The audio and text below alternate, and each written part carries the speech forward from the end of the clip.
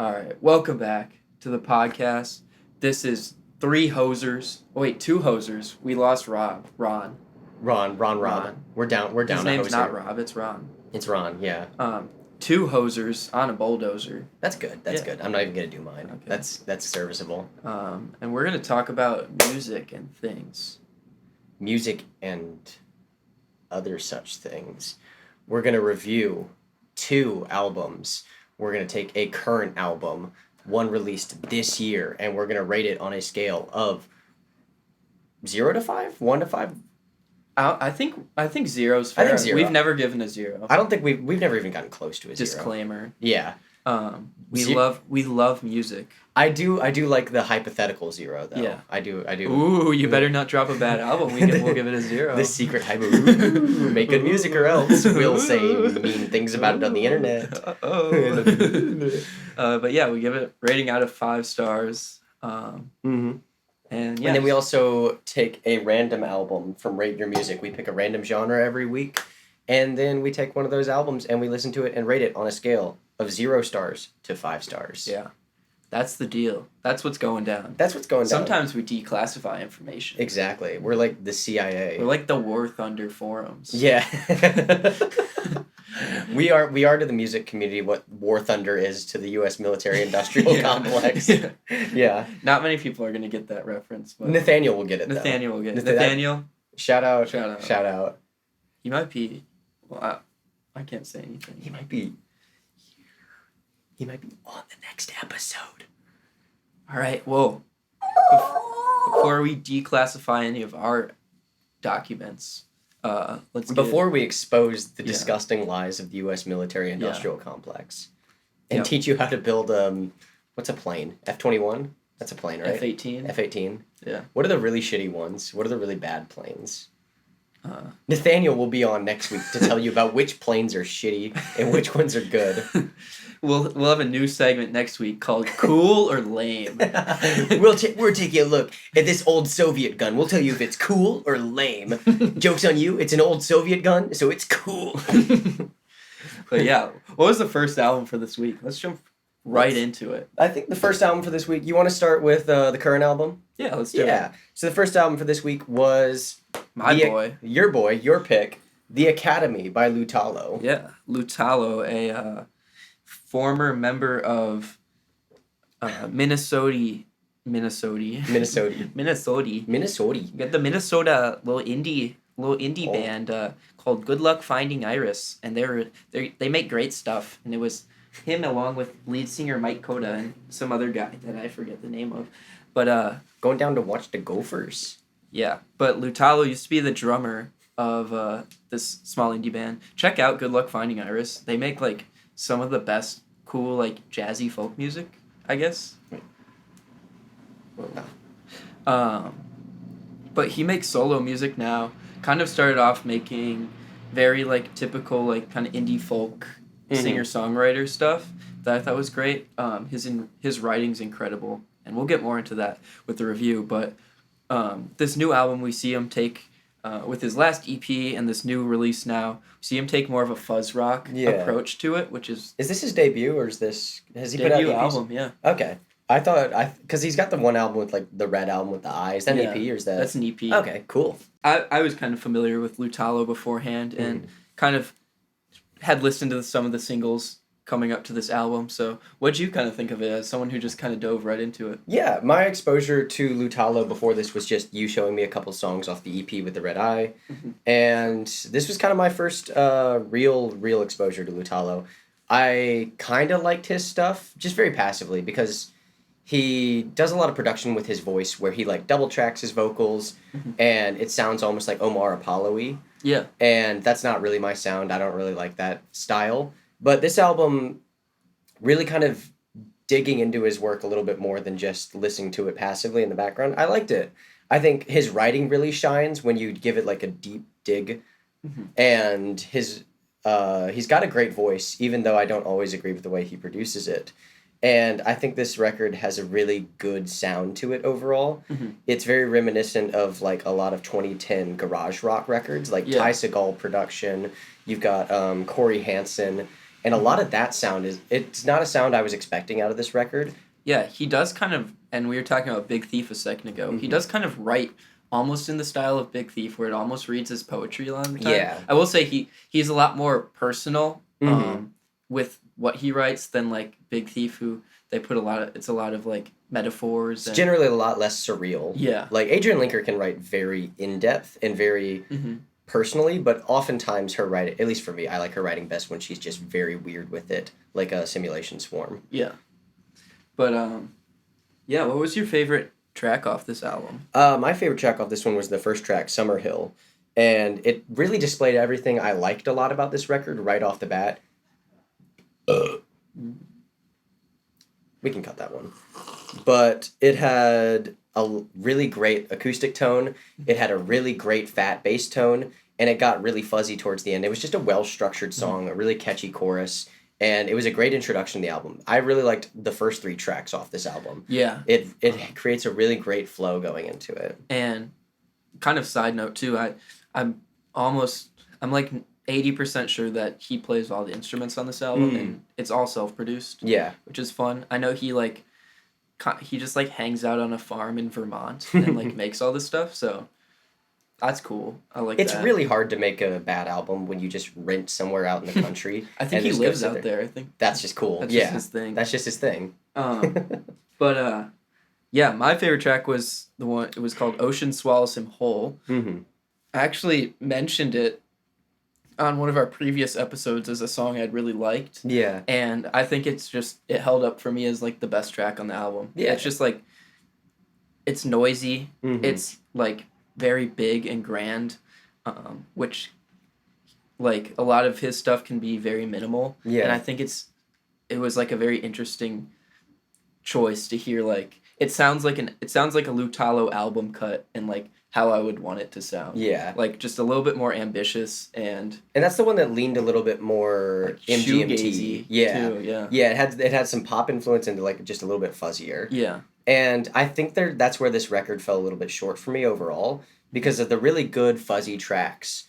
It just kind of dips towards the middle, and there's a couple just songs that are fine, but just a little bit bland overall, that are kind of just a decent acoustic riff and some pretty lyrics, and just not, like, especially with how really engaging this first bit is, I was really hoping it would ramp up and would get crazier, and it kind of just settles down into some, I don't want to call it fluff, but it's just a little bit blander towards the middle, and it ends strong. I remember really liking the song The Bed. Yeah, I'd agree with you that I think the middle tracks kind of reiterate a lot of what was great with the first, the first quarter, that middle, like, third, like, it sounds great. It's got it's doing everything right, I think, but it's not pushing the boundary in any way.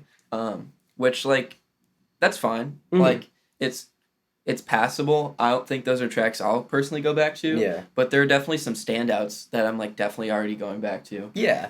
And I think the standouts are what make this album really great. And also the fact that it's a very cohesive album, which is very impressive for a debut album from a songwriter like Lutalo. This is the kind of album you can get excited about the future for. Oh, yeah. You can enjoy the hit singles and say, this is an album that leaves a lot to be built upon in the future. And with the songwriting that he has, and the really interesting instrumentation he uses, I think this is the kind of project that you go, okay, I'm gonna like dog ear this page and come back to it. Like, when he releases an album in the next, like, 2 years or so, that next one might be really, really something. Yeah, especially, like, coming, like, even, like, this is a debut album, and even his, like, evolution as an artist since his first EP, where it is really just, like, mostly acoustic guitar and these very soft singer-songwriter songs. Yeah. Like, the way he's, like, kind of come into his own through, like, with his production, I'm like, I am very excited to, like, see where he takes this. Yeah.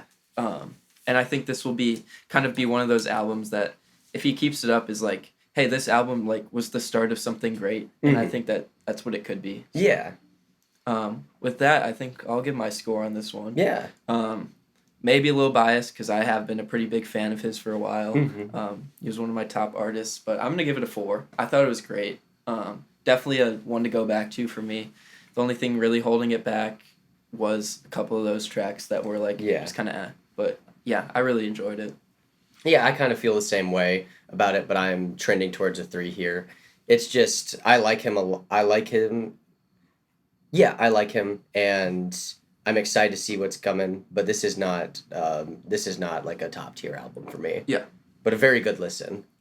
Yeah, and with that, I think we'll move on into our next album. Yeah, our random genre of the week, which our random genre was Native American New Age, and I was trying to look up the definition for New Age, and the Wikipedia page is basically just one big bold word that says vibes. It says the Grammys just kind of choose it if like based on artist intent, and New Age is just like neutrally positive music for meditating too. Okay. But the album we got was called Thunderchord by a band called Coyote Oldman, which is let me look it up because I didn't write down any notes like a dumbass. But Coyote Oldman is a duo of new age musicians consisting of Native American flute players Barry Stramp and Michael Graham Allen. The album we listened to was from 1990, and yeah, I think that's about all there is to say about it. Aiden, yeah. What did you think of it? I thought it was nice. Yeah. I think that's the way, like, I mean, it sounds like it was made to serve a purpose, and it's just a very pleasant listen. Yeah. You kind of, like, after the first, like, 2 tracks, you kind of forget where the songs start and where they begin. Mm-hmm. It has a really good flow to it. Yeah. And it's just very nice. It's just ambient sounds. Yeah. And flute playing. It's a lot of good flute playing, and it's again very, like you said, very ambient. Great music to study to. Yeah. Just really good to just put on in the background. And there's like some nature stuff going on. Yeah. There's some light thunder and rain on some of the tracks, if I remember correctly. No, I remember it was very interesting listening to it and walking around campus, and like I couldn't tell if the birds I was hearing were ones that were in real life or if they were recorded in the song, which was kind of fun. Yeah. And yeah, I think I think you're kind of you don't really have a favorite track. Because it does all kind of like mush together in this just like one long experience, and kind of harkening back to like, and I that's what I want from an ambient album.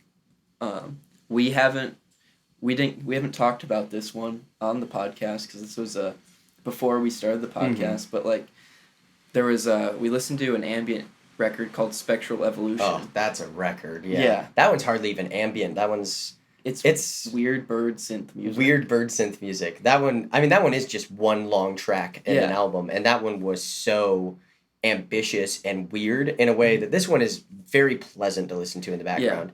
Spectral Evolution by Raphael Toral was one that just, you kind of need to sit down and just like, but there's so much weird stuff going in that one. More would talk about the format of that one, how there's not separate tracks, it's just one long 45-minute song that is an album. Yeah.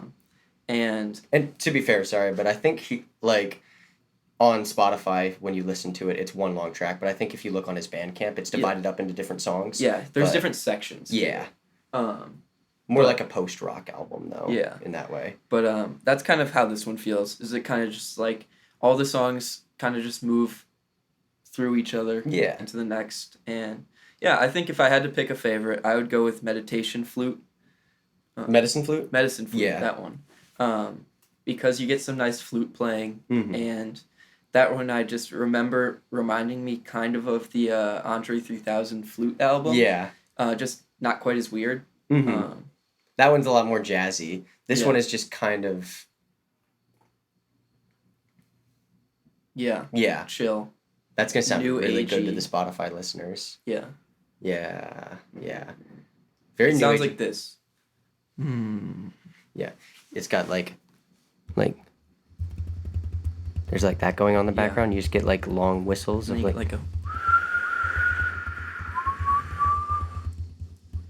And then maybe like a of thunder in the background.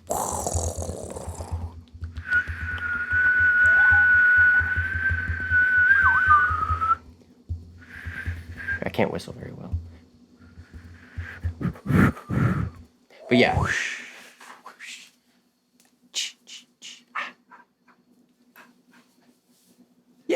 very good record. I liked this record a lot. And as we've been talking, I was originally going to give this a 3, but now that we've been talking about it a little bit, I kind of had a change of heart and I want to bump it up to a 3.5 because I was trying to imagine a version of this record that is better than this, and I don't think there is one. I think this record did exactly what it set out to do, and it's really good at trying to do that. Yeah. So I'm going to give this a 3.5 out of 5. Yeah, I think I'll stick with my original 3. Yeah.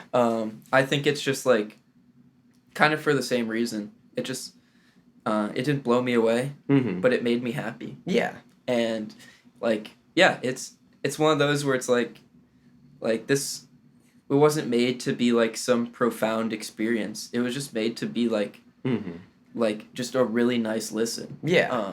And if you need a really nice listen, like, this is kind of the perfect album for that. Great album. Great album for studying. I can imagine cooking to this would be very lovely. Yeah. Or doing, like, yoga. Yeah. Waking up I imagine I would have given this album, like, a 4.5 if I had listened to it first thing in the morning. Yeah. If I had, like, woken up and then done, like, a full stretch and gone, like, like, cracked my back and then leaned to the side, leaned to the other side, and then with the flute playing in the background, like, thrown open my curtains and the sun streamed in and a bird landed on my finger or something like that, that would have made this album a 4.5. Yeah. But it's very contextual when you think about it. But yeah, cool album. Yeah. Fun, kind of a different pick for us. Yeah. Which is always a nice change of pace. Yeah. So. I mean, this is the kind of album that we do this sort of thing for because this is what we do it. This is what it's all about. This is what it's all about right here. 40 minutes of flute music. But this is the kind of album we never would have found on our own. This is not the kind of stuff we would have seeked out. And I'm glad I got to listen to this one. Now I can be like now I can be in public be like, yo man, I just listened to like you're not on that Coyote Oldman. Yo man, like I just had a profound experience listening to Coyote Oldman. Like, I'll be like Owen Wilson's character from Zoolander. And everybody else will be like, who's Coyote Oldman? And you'll go, oh. Wouldn't you like to know? Wouldn't you? You don't even know about the Native American flute duo, Coyote Oldman. You idiot. You've probably never even listened to Thunder Chord by Coyote Oldman. Yeah, now, hopefully I'm in the top Spotify listeners now for Coyote Oldman. I did get an Airbuds notification for you that like Aiden Grove is the number 1 listener of Coyote Oldman out of all Airbuds listeners. Yeah. And that's also why we do it. Yeah. We do it so our friends can look at our music and be like, ooh. They're so niche and cool. What are they about? Oh, who's that mysterious guy bobbing his head slowly to flute music? The meme of the guy, they don't know I'm listening to Coyote Oldman. Everybody else at the party is like, you won't shut up about Coyote Oldman. Can we put the picture of the wolf, like, sitting and, like, smoking the cigarette or whatever? Inside of me, there are 2 wolves, and it's both flute players from Coyote Oldman. Yeah. One of them is a Native American flute, the other is a Japanese flute. They're shaking hands. My 2 flutes are shaking hands. There's soft rain noises in the background. But yeah, if you want to be cool and niche like us, check out Thunder Chord by Coyote Oldman. Also, if you want to get some studying done, listen to this record. It'll really help. It's great. Yeah. All right. On this podcast, we have a segment where we we show each other singles that the other person has probably most likely not heard. Yeah. And we just shine some light on them. Yeah. Generally something that one of us really loves and wants to show the other person. And show you, our lovely, beautiful listeners. You there, you're beautiful. Really hope you got that. All right, so are we doing mine first or yours first? I think yours is first up. All right, mine's first. The single I'm showing this week is a little song called FUCKMYLIFE666 by Against Me. Against Me. I don't listen to a lot of their other stuff, but I love this record. Okay. It's called, I believe it's called Transgender Dysphoria Blues, if I remember correctly. And I know their lead singer was transitioning while making this album. Oh, you told me about that. Yeah, and I found this record from somebody I follow on Twitter, and she said this record meant a lot to her in high school as she was transitioning and dealing with that. And this record's very honest about it, that sort of thing, and is very upfront. It's a punk record, so the lyrics are very confrontational and in your face. And the lead singer has a beautiful voice, and the songs are anthemic and exciting. It's got a great album cover, too, of, like, it's a like pencil drawing of a breast, but it's like it's hard to explain actually, but it's a very cool drawing, and a lot of this record deals with like a lot of bodily metaphors, a lot of very physical stuff that I think is a really cool way to do it. And this is probably the standout track on the record, other than my other favorite track, Osama bin Laden as the crucified Christ, which that song also rocks. Sounds like a Geis Guevara song. Yeah, it's a great song. All right. Well, with that, we're gonna check this one out. This is "Fuck My Life 666" by Against Me.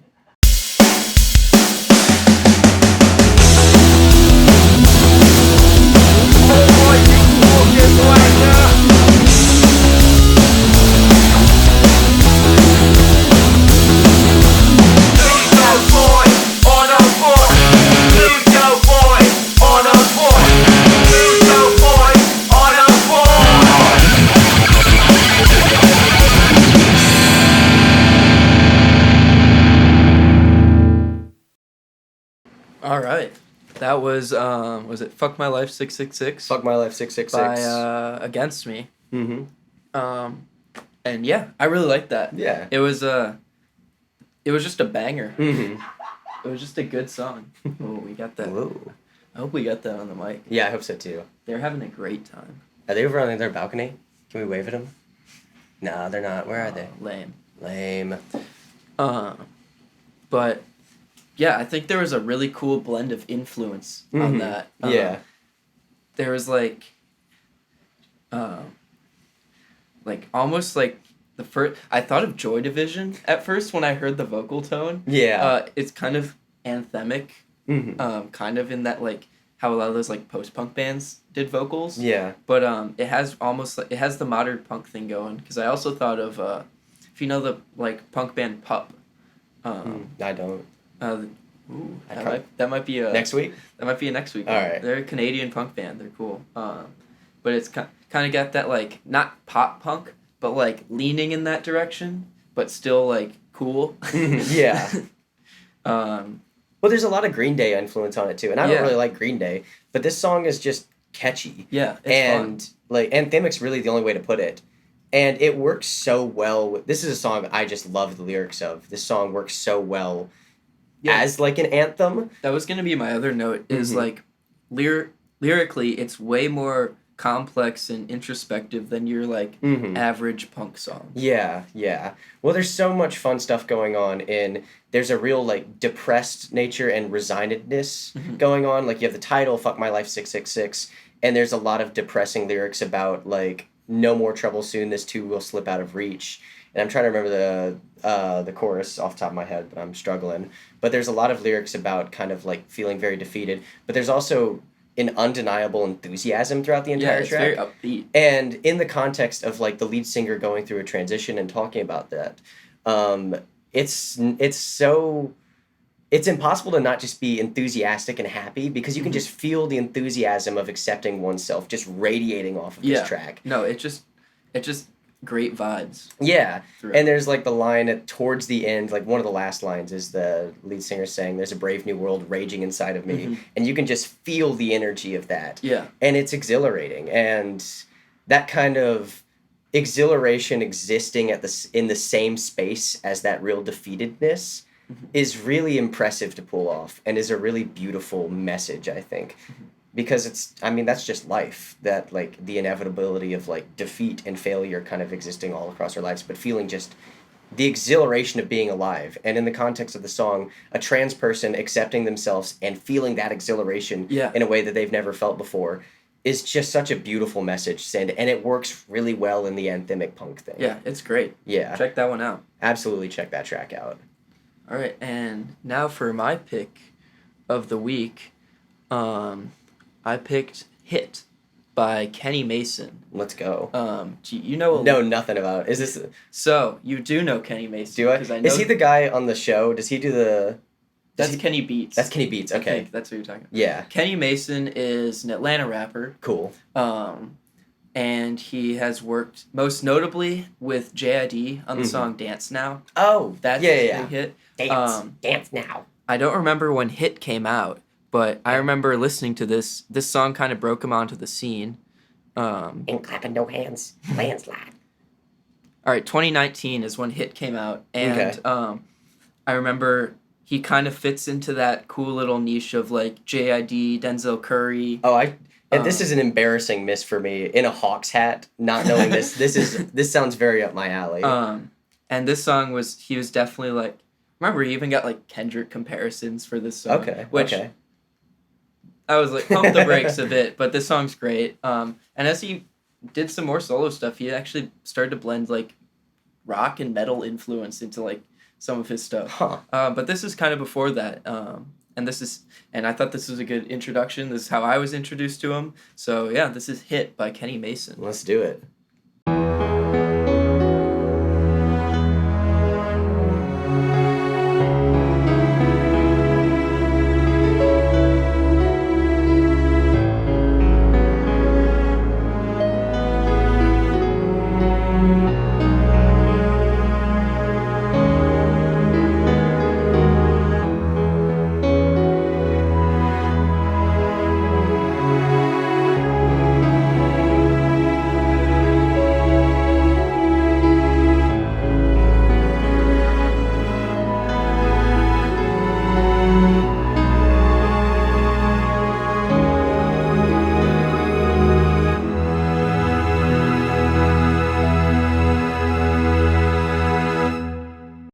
There you go. All right, that was Hit by Kenny Mason. That was sick. That was great track. That's fun. It has something. We were talking about this the other day about how fun gang vocals are. Yeah, that's kind of why I picked it. Yeah, and gang vocals, and not even in rap, in any genre. That's what makes Fugazi so cool. Yeah. And man, it reminds me of Slump by Outkast, like where you kind of have the like one rapper going, and in the chorus you just have like all his friends going. Yeah, like he like crazy. repeats the hook, and then everyone in the background comes in, and the mix on the gang vocals like isn't good, but it makes it sound like there's actually people in the room with him that like heard the chorus and were like, oh, this is it. Like, we gotta start singing along with this. Yeah. And I mean, that's the best gang vocal mix you can do. Yeah. Like where it's kind of sloppy and sounds like a sing along. Yeah. That's what you want. And he's so smooth. Yeah. He's constantly switching up his flows, and he's sometimes hanging off the beat, sometimes he's a little bit ahead of it. It's really good. And I don't quite see the Kendrick comparisons. Yeah, like, just because of how he switches the flow, I think is where, and I agree with you. I don't really see it. He's definitely got that, like, kind of cool Atlanta thing to him. Kind of, I see almost more Andre influence. Yeah.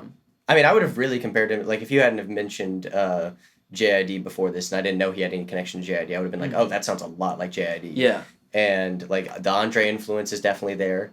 And, yeah, I mean, it's just a great track. The beat's good, too. It's a simple beat, but it's really effective. Yeah. I mean, there's kind of a idea in, like, especially hip-hop production, is when you have someone that is really technically talented, you don't want to do too much with the beat, because you want to really showcase what they can do on the mic. Yeah. And I think that's done well. I also really like the little dialogue passages. I was going to mention, I love that. That's one of my favorite things a rap song can do, is when there's just this one hammered, there's like 4 or 5 of them in a 2-minute 30 song. It's awesome. And I mean, Outkast did this all the time. And I mean, Outkast was of course not the only ones to do it, but I love a little skit in a rap song. Yeah. I love a little like phone call in there. Just any of that's always a good time. Yeah. And it is all contextual to the song. Yeah. So. And it definitely adds, it makes it kind of like a story element almost. Yeah. Oh, it's a fun song. Yeah, great song. With that. Gnome. No. No. Gnome. No. Gnome.